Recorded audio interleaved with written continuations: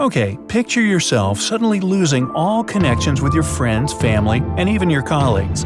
And now imagine that you've done that on purpose, went away, settled on a desert island, and are now living alone there.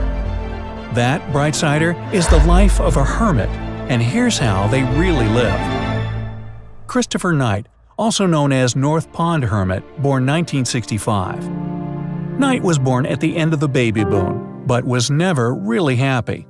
At the age of 20, he went to complete isolation and built himself a ramshackle hut in the forest of Maine. It could have been alright if not for one issue. He was living off other campers who stayed nearby, stealing their things. He went on that way for a surprisingly long time.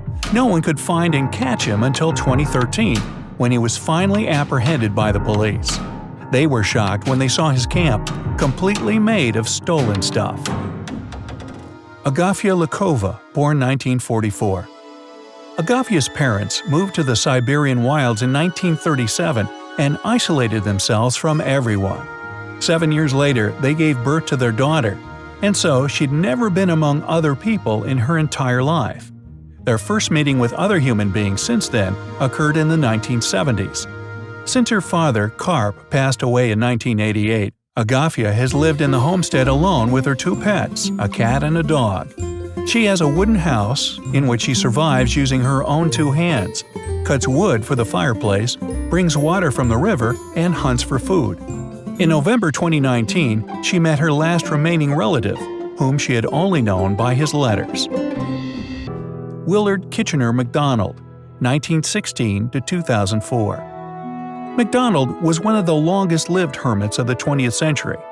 In 1944, he jumped the train that was taking him from Canada to the U.S. and settled in a lonely hut on the shores of Gully Lake, Nova Scotia.